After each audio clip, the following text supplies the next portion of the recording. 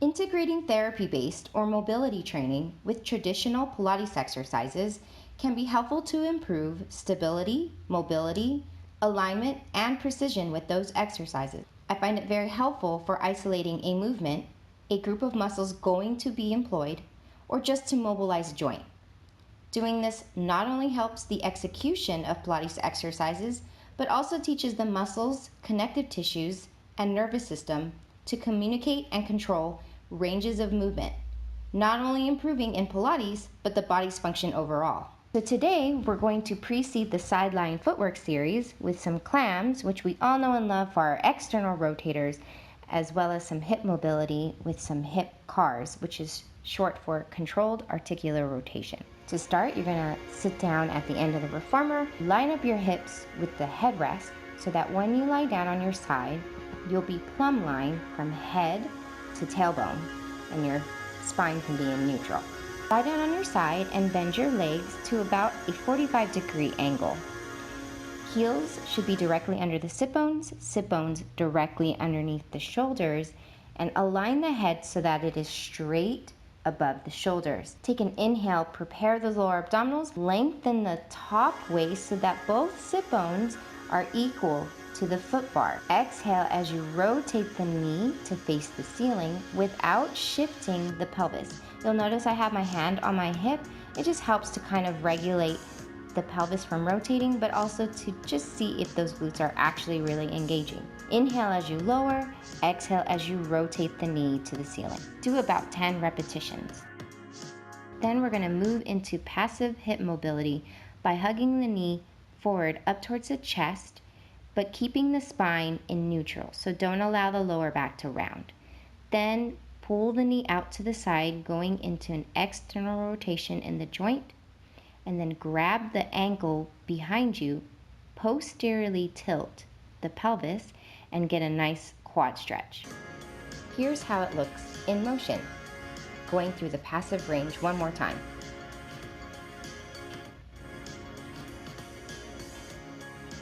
And now for the hip CARs. Remember, the idea is to move through your passive range using your muscles and connective tissue. Move through your ranges without affecting the pelvis or spine. To start, lift the top knee as far as possible towards the chest, keeping the pelvis in neutral and the sit bones pointed towards the foot bar. Continue to lift the knee as it rounds out to the side, facing the ceiling. Begin your external rotation by continuing the circle to the back, leading with the foot, trying to keep the knee elevated and the top hip pressed forward. Once the knee is behind your top hip, turn to parallel by lifting the foot towards the ceiling and the knee towards the other thigh. Now to reverse. Press the top thigh straight back, keeping it parallel to the floor and pressing that top hip forward. Begin your external rotation by lifting that knee up as high as you possibly can, circling it up to the side. Continue your circle forward by lifting the knee up and forward till it's parallel in front as high as possible towards your chest, sit bones and pelvis still in neutral. And let's go ahead and do that again. Lift the top knee towards your chest as high as you can. Keep reaching the sit bones towards the foot bar as the knee circles up towards the ceiling. And go into that external rotation as the foot leads the circle and the knee and the thigh to the back, pressing that top hip forward. Rotate the knee down towards the other thigh and the foot towards the ceiling, bringing it parallel to the floor, and bring it back forward. Ready to reverse. Press the thigh straight back as far as you can, pressing that top hip forward, and start to externally rotate and lift that knee up and over and around to the side. And now we're bringing the knee up towards our chest as far as we can, continuing to reach that pelvis in neutral and return. And now your connective tissue, muscles, and nervous system is ready for your deep hip and knee flexion utilized during Sidelying footwork.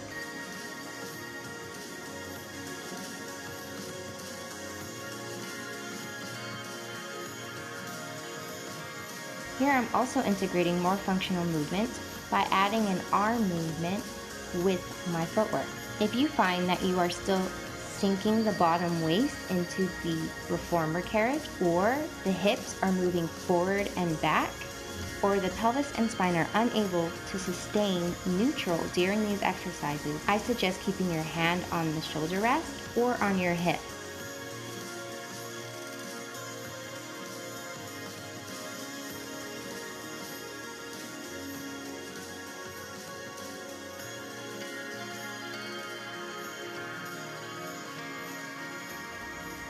Pulses are a great way to target the vastus medialis quadriceps and glutes and the quick twitch muscles needed for sports and quick reaction of these muscle groups. Notice that my hips stay above my knees on these pulses and the carriage does not go all the way out or all the way in.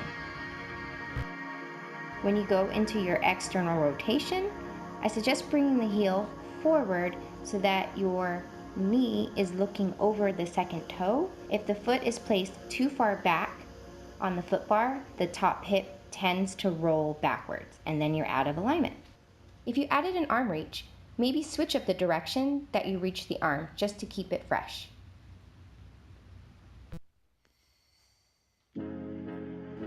As before, try to keep the torso very still as you're going in and out with your footwork. Keep the top hip lengthened and pressed forward, and try to sustain the external rotation in the thigh as you extend the leg. As you bend, it's almost like you're doing a clam. As you extend, you're trying to sustain that by lifting up through the front of the arch, all the way up through the inner thigh, up into the pelvic floor and lower abdominals.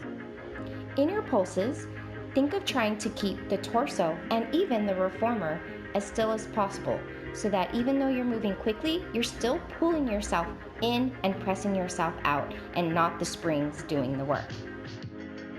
Slide the foot down towards the ball of the foot and you're ready for one more set in that external rotation on the toes. Sometimes my rotators need a quick break between sets, so if you feel like you're on the verge of a cramp, bring that knee down for a hot second.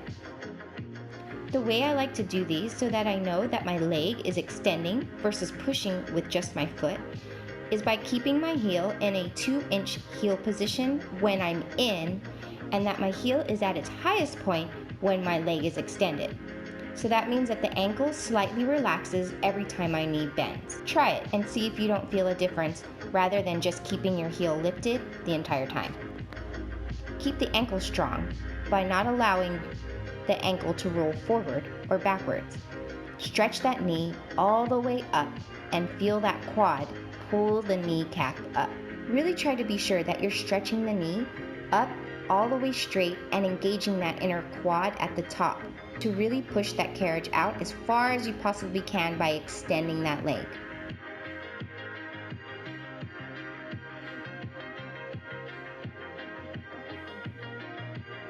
I hope all these tips and suggestions help and that you got a little bit more out of your side lying footwork.